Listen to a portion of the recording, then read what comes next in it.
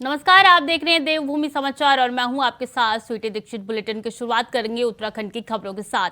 मुख्यमंत्री पुष्कर सिंह धामी ने वाईसी के समीप स्थित होटल में केंद्रीय सड़क परिवहन एवं राजमार्ग मंत्री नितिन गडकरी से मुलाकात की। मुख्यमंत्री ने देहरादून दिल्ली एलिवेटेड रोड के निर्माण में तेजी लाए जाने पर उनका आभार जताया। मुख्यमंत्री ने केंद्रीय मंत्री से देहरादून टिहरी टनल के निर्माण की डीपीआर की भी शीघ्रता से अपेक्षा की। मुख्यमंत्री ने केंद्रीय मंत्री गडकरी से राज्य एवं राष्ट्रीय मार्गों के निर्माण आदि के संबंध में चर्चा की। मुख्यमंत्री ने गडकरी से राज्य सरकार द्वारा केंद्र सरकार को भेजे गए प्रस्तावों को भी मंजूरी दिए जाने का अनुरोध किया।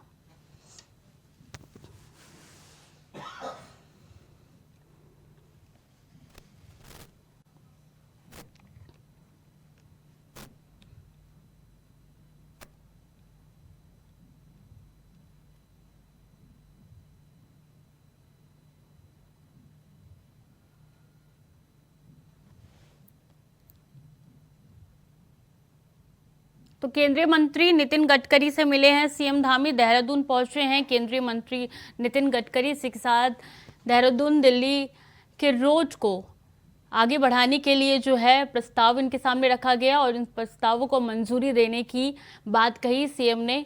और इसी के साथ जानकारी दे रही कि सीएम ने कहा है नितिन गडकरी से कि जल्द ही एलिवेटेड रोड पर भी काम शुरू हो, इस पर भी लेकर चर्चा हुई। तो प्रस्तावों को मंजूरी देने का अनुरोध किया है सीएम धामी ने नितिन गडकरी से।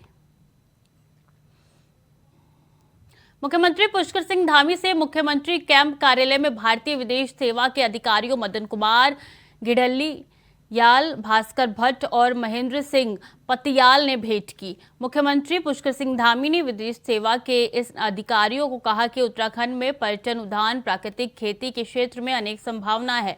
राज्य सरकार द्वारा इन क्षेत्रों को राज्य में काफी प्रोत्साहन दिया जा रहा है। उन्होंने कहा कि जिन देशों में इन क्षेत्रों में अच्छा कार्य हो रहा है उन देशों के कुछ विशेषज्ञों को राज्य में आमंत्रित किया जाए।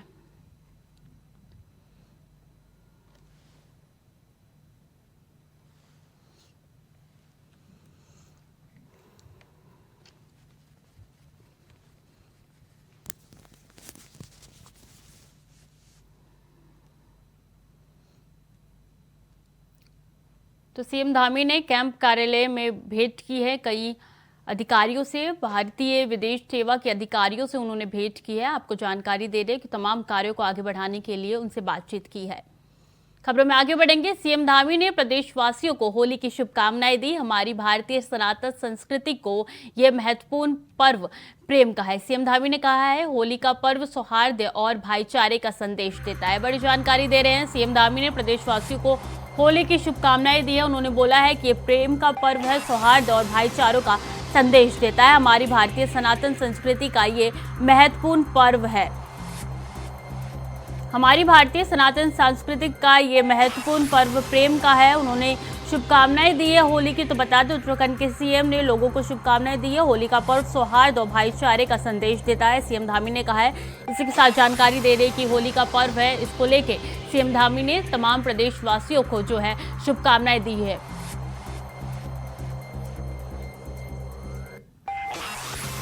हमारी भारतीय संस्कृति सनातन का महत्वपूर्ण पर्व है, ये प्रेम का पर्व है। होली का पर्व सौहार्द और भाईचारे का संदेश देता है। तो सीएम धामी की तरफ से कहा गया है और तमाम प्रदेशवासियों को जो है होली की शुभकामनाएं सीएम धामी ने ये देते हुए कहा है।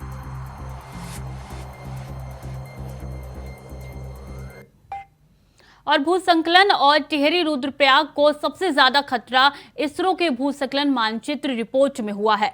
खुलासा देश के 147 जिले भूसंकलन के लिहाज से संवेदनशील बताए जा रहे हैं। उत्तराखंड के सभी 13 जिले भूसंकलन के लिहाज से संवेदनशील बताए जा रहे हैं। तो इसरो के मानचित्र से बड़ा खुलासा हुआ है। आपको जानकारी दे रहे देश के 147 जिले भूसंकलन के लिहाज से काफी सेंसिटिव संवेदनशील बताए जा रहे हैं। उत्तराखंड के सभी 13 जिले भूसंकलन के लिहाज से संवेदनशील है। तो इसरो के मानचित्र से बड़ा खुलासा हुआ है। जानकारी दे दें भूसंकलन से टिहरी रुद्रप्रयाग को सबसे ज्यादा खतरा बताया जा रहा है। 13 जिलों में से सबसे ज्यादा खतरा इन दोनों जिलों को बताया जा रहा है। इसरो के भूस्खलन मानचित्र रिपोर्ट में बड़ा खुलासा हुआ है। जोशीमठ के बाद से जो है लगातार प्रशासन एक्टिव होती हुई नजर आ रही है। जिस तरीके से वहां पे भूस्खलन की और दरारें की तस्वीरें हमने देखा, उसके बाद से जो है एक और बड़ा खुलासा इसरो की तरफ से हुआ है। और सरकारी भूमि से अतिक्रमण हटाने पर विशेष अभियान, सभी जिलों में टास्क फोर्स का हुआ गठन। 1 महीने में अवैध कब्जों को हटाएगी टास्क फोर्स। एसीएस गृह राधा रतूड़ी ने टास्क फोर्स के गठन के दिए निर्देश। जिला मजिस्ट्रेट की अध्यक्षता में दिए निर्देश। टास्क फोर्स में एसएसपी या एसपी होंगे सदस्य सचिव। 1 महीने में अवैध कब्जों को हटाएगी टास्क फोर्स, ये बड़े निर्देश दिए हैं रतूड़ी ने। आपको बता दें कि एसीएस गृह राधा रतूड़ी ने टास्क फोर्स के गठन का निर्देश दिया है। लगातार कार्य जो है उत्तराखंड में आगे बढ़ रहा है। अब इसको लेकर भी जिला मजिस्ट्रेट की अध्यक्षता में ये निर्देश दिए गए हैं। एसएसपी या एसपी होंगे सदस्य सचिव। बड़ी जानकारी आपको उत्तराखंड से दे रहे हैं। टास्क फोर्स में एसएसपी या एसपी होंगे सदस्य सचिव। तो बड़ी खबर आपको बता रहे हैं उत्तराखंड से। सरकारी भूमि से अतिक्रमण हटाने पर विशेष अभियान जो है उत्तराखंड में चलाया जा रहा है, जिसको लेकर टास्क फोर्स का भी गठन के आदेश जो है वो दे दिए गए। इसी के साथ जानकारी दे रही कि टास्क फोर्स में एसएसपी या एसपी होंगे सदस्य सचिव। तो 1 महीने में अवैध कब्जों को हटाएगी टास्क फोर्स, जिसके लिए गठन के निर्देश भी दे दिए गए हैं। खबरों में आगे बढ़ेंगे। 8 साल के विधानसभा के पटल पर नहीं आई प्रदेश की ऑडिट रिपोर्ट। किस विभाग में कितना हो रहा है, क्या हो रही है गड़बड़ी, किसी को नहीं है किसी भी चीज की खबर। आखिरी बार 2013-14 की ऑडिट रिपोर्ट रखी गई थी सदन के पटल पर। राज्य के सालाना ऑडिट रिपोर्ट 8 साल से कागजों में कैद होकर रह गई है। तो बड़ी जानकारी आपको दे रहे हैं कि आखिरी बार 2013 और 14 में ऑडिट रिपोर्ट हुई थी, उसके बाद से कोई जानकारी नहीं है। 8 साल से कोई भी ऑडिट रिपोर्ट दी नहीं गई है। क्या काम हो रहा है, कितना काम हो रहा है, कितना आगे बढ़ा है और कितना आगे नहीं बढ़ा, इसको लेके कोई भी जानकारी नहीं दी गई है। तो 8 साल से जो है ऑडिट रिपोर्ट नहीं सबमिट की गई है। किस विभाग में कितना कार्य हो रहा है, कितना काम हो रहा है, क्या गड़बड़ी है, इसकी कोई भी खबर नहीं है। आखिरी बार 2013-14 की गई थी ऑडिट रिपोर्ट सदन के पटल पर। तो बड़ी जानकारी दे रहे हैं कि 8 साल में कोई भी ऑडिट रिपोर्ट नहीं दी गई है सदन के पटल पे, और क्या काम हो रहा है इसका कोई भी अभी तक जवाब नहीं आया है। तो 8 साल से विधानसभा के पटल पर नहीं आई प्रदेश की ऑडिट रिपोर्ट। बड़ी जानकारी आपको दे रहे हैं उत्तराखंड से।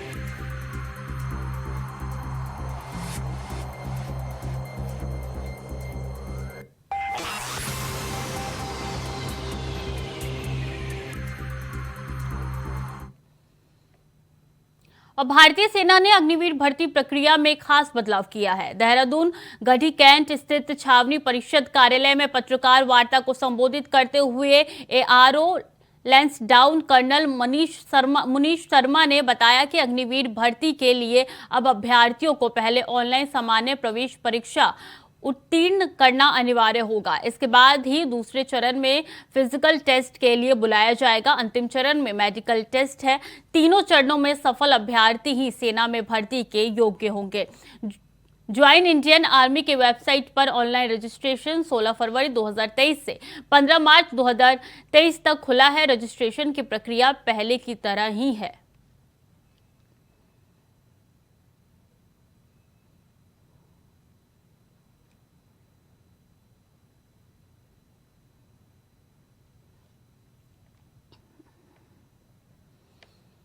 तो बुलेटिन में वक्त हो चला है छोटे से ब्रेक का, जल्द लौट रहे हैं।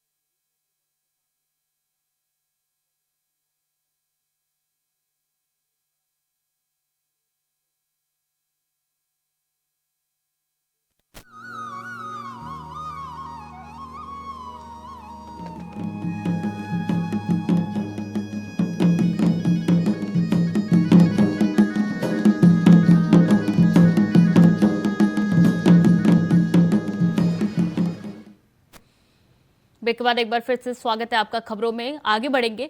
रास्ता भटकने से लापता हुए युवक युवती एसडीआरएफ ने देर रात सर्च कर निकाला, सुरक्षित। करीब 4 घंटे की कड़ी मशक्कत के बाद ढूंढा। बड़ी जानकारी दे रहे हैं आपको। रास्ता भटकने के बाद लापता हो गए हैं युवक युवती, जिसके बाद से कड़ी मशक्कत के बाद से उनको ढूंढ निकाला गया। एसडीआरएफ ने देर रात सर्च कर निकाला, सुरक्षित। बड़ी जानकारी दे रहे हैं। चमोली से करीब 4 घंटे की कड़ी मशक्कत के बाद से उनको सुरक्षित निकाला जा चुका, उनको ढूंढ लिया गया और 4 घंटे की ये पूरी खोजबीन हुई थी, जिसके बाद से उनको ढूंढ लिया गया। तो रास्ता भटक गए थे युवक युवती, जिसके बाद से एसडीआरएफ की टीम ने देर रात सर्च ऑपरेशन चलाया और उनको 4 घंटे के अंदर ही निकाल दिया। तो बड़ी जानकारी आपको देहरादून से दे रहे हैं कि युवक युवती जो है रास्ता भटकने के कारण खो गए थे और 4 घंटे की कड़ी मशक्कत के बाद से उनको ढूंढ निकाला गया। और देहरादून के प्रसिद्ध झंडे मेले की तैयारी शुरू हो गई है। इस ऐतिहासिक झंडे जी मेले का शुभारंभ 12 मार्च को झंडे जी आरोहण के साथ किया जाएगा। इस वर्ष मेले को भव्य बनाने के लिए कमेटी द्वारा अलग अलग कार्यक्रम भी तय किए जा रहे हैं। वहीं प्रसिद्ध झंडे जी मेले की तैयारियों को लेकर जिला प्रशासन ने भी तैयारी तेज कर दी है। आज हमारी मीटिंग है, ज्वाइंट मीटिंग है। मैं एसएसपी और जो भी हमारे पूरे जल की व्यवस्था, बिजली की, फायर वाले सभी हैं मीटिंग में और रिप्रेजेंटेटिव्स भी आए हैं सभी जगह से। मेनली यही इंस्ट्रक्शंस हैं कि क्योंकि वहाँ पे उस टाइम पे भीड़ बहुत ज़्यादा होती है, तो भीड़ का मैनेजमेंट करना और किस तरह से लॉ एंड ऑर्डर मेंटेन किया जाए, उसी के ऊपर आज बैठक हो रही है और बातचीत हो रही है। और जिम कॉर्बेट नेशनल पार्क प्रशासन ने इस बार होली नहीं मनाने का निर्णय लिया है। ये निर्णय कॉर्बेट पार्क के वनों और वन्य जीवों की सुरक्षा के मद्देनजर लिया गया है। होली वाले दिन पर्यटकों के लिए कॉर्बेट पार्क बंद रहेगा। साथ ही पार्क प्रशासन ने हाई अलर्ट जारी कर दिया है। पार्क कर्मचारी 10 मार्च को होली मनाएंगे।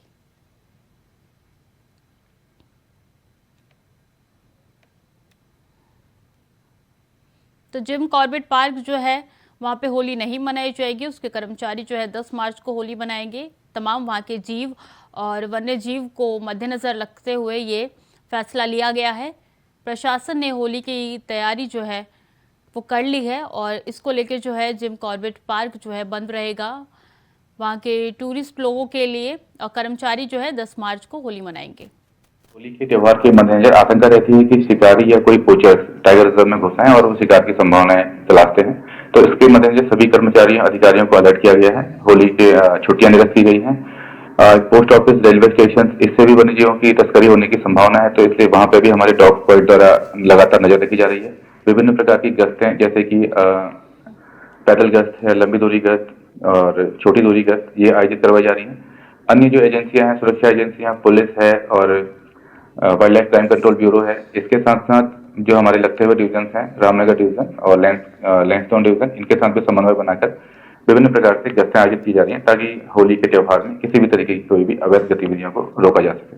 और सभी प्रकार के अधिकारी और कर्मचारियों की छुट्टियां रद्द कर दी गई हैं।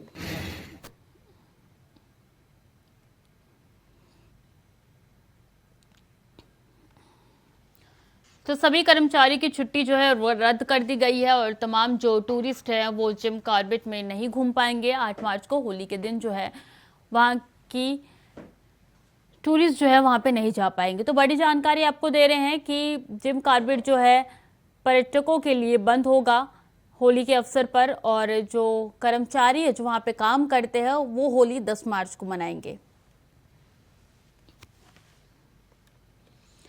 उत्तराखंड में भी गन्ना मूल्य पर गरमाई सियासत। उत्तराखंड सरकार ने भी एमएसपी में कोई बदलाव नहीं किया। एमएसपी में बदलाव न होने से किसान काफी नाखुश नजर आ रहे हैं। सामान्य प्रजाति के गन्ने पर 345 रुपए का होगा भुगतान। अगैती प्रजाति के गन्ने पर 355 रुपए क्विंटल भुगतान होगा। बड़ी जानकारी दे रहे हैं कि एक बार फिर से सियासत जो है एमएसपी पर गरमा गई है। एमएसपी में बदलाव ना होने के कारण किसान जो है नाखुश नजर आ रहे हैं। 345 रुपए पर भुगतान होगा सामान्य प्रजाति के गन्ने पर।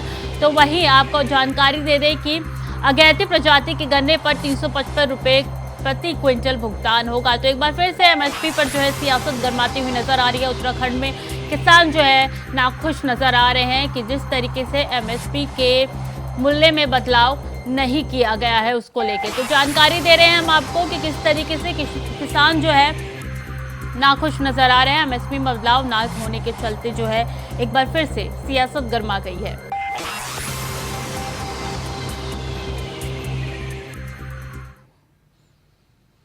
और चारधाम यात्रा पर आने वाले तीर्थ यात्रियों के लिए तैयारी पूरी कर ली गई है। इस बार सरकार विशेष स्वास्थ्य सुविधाएं कराएगी मुहैया। श्रद्धालुओं को त्रिस्तरीय चिकित्सा सुविधाएं उपलब्ध करवाएगी सरकार। बता दें कि 108 एम्बुलेंस सेवा के साथ एडवांस लाइफ सपोर्ट एम्बुलेंस भी रहेगी। यात्रा में मार्गों पर कार्डिक एम्बुलेंस सेवा भी रहेगी उपलब्ध। एम्स ऋषिकेश के सहयोग से एयर एम्बुलेंस सेवा रहेंगी उपलब्ध। जीवन रक्षक दवाइयां पहुंचाने के लिए ड्रोन सेवा का भी होगा प्रयोग। बड़ी जानकारी दे रहे हैं कि चारधाम यात्रा को मद्देनजर रखते हुए सरकार जो है स्वास्थ्य विभाग में कड़ी तैयारी करती हुई नजर आ रही है। तमाम एम्बुलेंस जो है वहां पे तैनात रहेगी। इसी के साथ जानकारी दे रहे हैं कि एम्स ऋषिकेश में भी सहयोग से जो है एयर एम्बुलेंस की भी सुविधा रहेगी। जीवन रक्षक दवाइयां पहुंचाने के लिए ड्रोन सेवा का भी होगा प्रयोग। बड़ी जानकारी दे रहे हैं आपको। चारधाम यात्रा को लेकर जो है सरकार सख्त होती हुई नजर आ रही है। तैयारी जो है जोरों शोरों पे चल रही है, जिसको लेकर स्वास्थ्य विभाग की ओर से बड़ी सुविधाएं जो है वो मुहैया करवाई जा रही है। बड़ी जानकारी आपको दे रहे हैं। श्रद्धालुओं को त्रिस्तरीय चिकित्सा सुविधाएं उपलब्ध कराएगी सरकार। एयर एम्बुलेंस होगा। इसी के साथ बड़े से बड़े जो दवाई जो है उसको पहुंचाने के लिए ड्रोन का उपयोग किया जाएगा। और उत्तराखंड में जंगलों में लगने वाली आग को लेकर फॉरेस्ट डिपार्टमेंट ने अपनी पूरी तैयारी कर ली है। 15 फरवरी से उत्तराखंड में फॉरेस्ट फायर सीजन शुरू हो रहा है और सोमवार यानी 6 मार्च तक उत्तराखंड में 62 जगहों पर आग लगने की घटना रिकॉर्ड हुई है, जिसमें 99 हेक्टेयर जंगल है।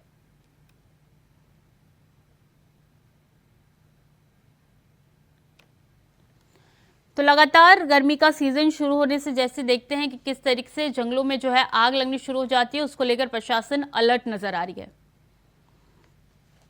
नंबर लास्ट ईयर टोटल हमारा जो अभी है करीब लगभग जो है 27 करोड़ का डीपीआर जो है हम लोगों ने भेजा है। और वो एक स्तर पे जो हमारी डिपार्टमेंटल एम्पावरमेंट कमेटी है उससे तो हो गया है। अभी वो उच्च स्तर पे है, वहाँ पे उसकी समीक्षा होगी, बैठक होगी, उसमें फिर उस पे जो है फाइनल स्वीकृति मिलेगी। ऑलरेडी सर हम जो बाकी स्कीम्स है उससे कितना फंड हम रेज कर ले पा रहे हैं? इस वित्तीय वर्ष की अगर हम बात करें तो लगभग मैं समझता हूँ कि सभी योजनाओं से मिला के लगभग जो है अनुमानित आई थिंक 20 करोड़ के आसपास हमें जो है इस वित्तीय वर्ष में वनाग्नि प्रबंधन नियंत्रण के लिए बजट मिला है। क्योंकि हम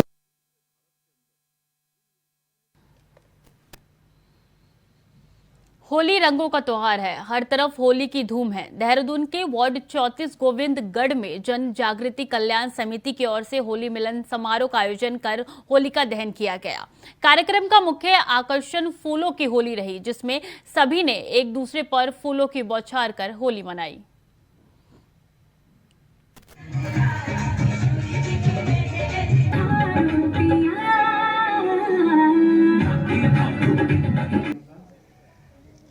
तो बहुत ही कम शब्दों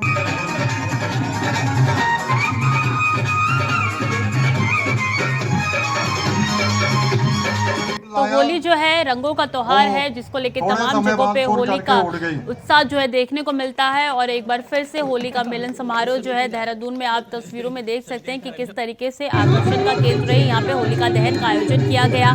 जन जागृति कल्याण समिति ने होली मनाई है और ये होली फूलों की मनाई गई है, जो कि आकर्षण का केंद्र बना। तो होली का मिलन समारोह है, होलिका दहन का आयोजन किया गया। जन जागृति की तरफ से ये पूरा जो है किस तरीके से कार्यक्रम रखा गया और होली मिलन समारोह यहाँ पे आयोजित किया गया होलिका दहन वाले दिन।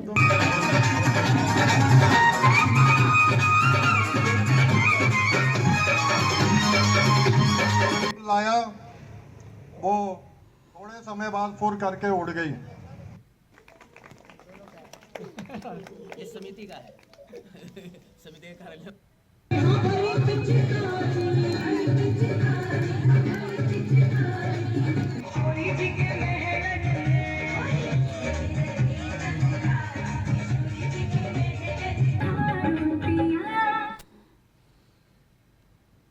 और जन औषधि कार्यक्रम में सीएम धामी क्या कुछ कह रहे हैं, चलिए आपको सुनवाते हैं।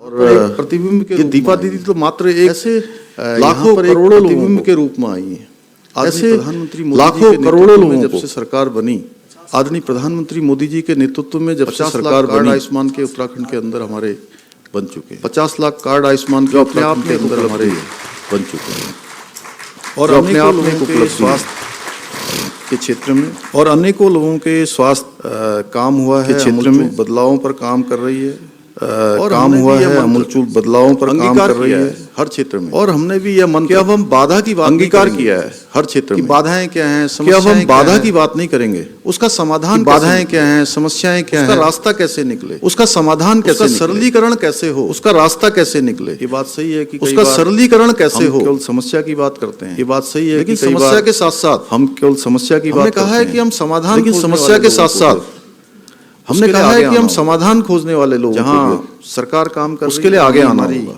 अनेकों जहाँ सरकार काम कर रही है वहीं हमारी सामाजिक संगठन अनेकों वह भी इस क्षेत्र में सेवी संस्थाएं हैं, सामाजिक संगठन। एक बात और मैं वह भी इस क्षेत्र में कहना चाहता हूँ कि एक बात और मैं पूरी दुनिया के अंदर देखिए कहना चाहता हूँ, महामारी आई कि और पूरी दुनिया की महामारी में महामारी आई, दुनिया के बड़े बड़े देश और उस कोरोना महामारी में अव्यवस्थित हो गए। दुनिया के बड़े बड़े देश अर्थव्यवस्था भी चरमरा गई, लड़खड़ा गई उनकी, और अभी अर्थव्यवस्था भी चरमरा गई, लड़खड़ा गई वहीं, और अभी तक भी पटरी पर नहीं आई हमारे देश के। वहीं हमारे देश के अंदर मोदी जी के नेतृत्व में जहां देश के अंदर देखिए मोदी जी के नेतृत्व लगाने का काम हुआ, जहां देश के अंदर देखिए वैक्सीन लगाने का काम हुआ, तमाम प्रकार का जो मास्क, सैनिटाइजर और तमाम प्रकार का जो प्लांट लगाए गए, एस्टेब्लिशमेंट होता है, ऑक्सीजन के प्लांट लगाए गए, कंसंट्रेटर लगाए गए, ऑक्सीजन के सिलेंडर बनाए गए।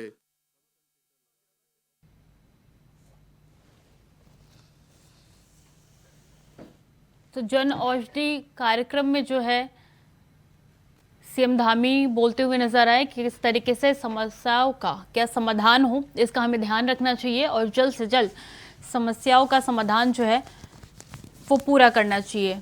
तो मुख्यमंत्री पुष्कर सिंह धामी को आप सुन रहे थे कि किस तरीके से जन औषधि दिवस के कार्यक्रम में जो है उन्होंने अपना संबोधन दिया लोगों के लिए और तमाम बातें उन्होंने कही कि किस तरीके से हमें ये ध्यान रखना चाहिए कि जो भी समस्या है उसका निवारण किस तरीके से हो। सबसे ज़्यादा ध्यान इसी बात पे रखना चाहिए कि किस तरीके से आगे जो है समस्याएं सॉल्व होती हुई नजर आए।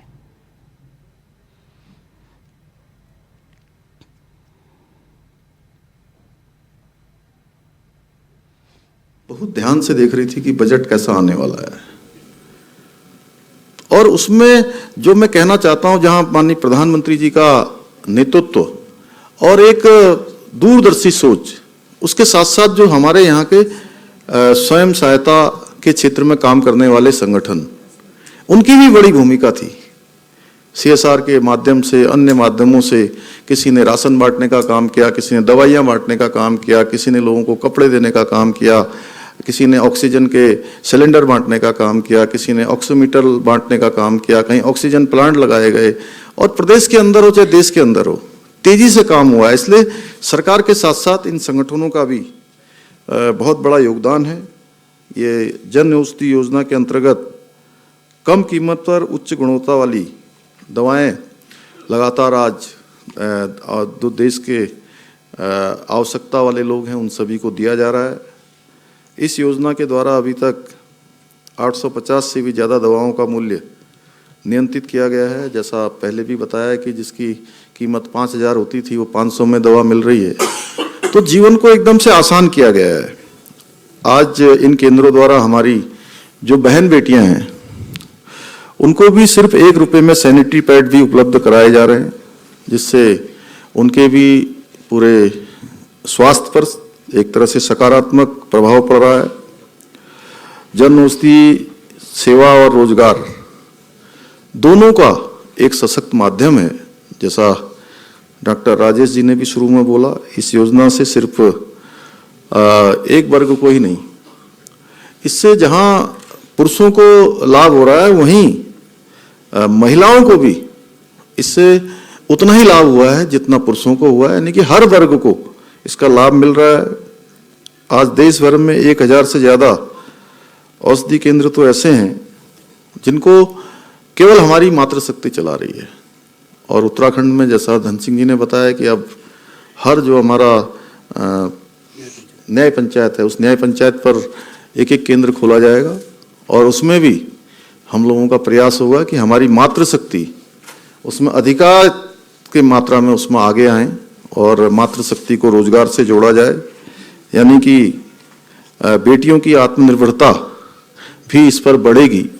और ये अभी हमारा कल महिला दिवस भी है 8 मार्च को, तो मैं यहाँ पर बड़ी संख्या में हमारी मातृशक्ति हैं, माताएं बहनें हैं, मैं सभी को महिला दिवस की भी बहुत बधाई देता हूँ। और जो ये योजना है हमारी पहाड़ी क्षेत्रों में, तो देवभूमि समाचार में इतना ही। बाकी खबरों के लिए देखते रहिए इंडिया वॉइस।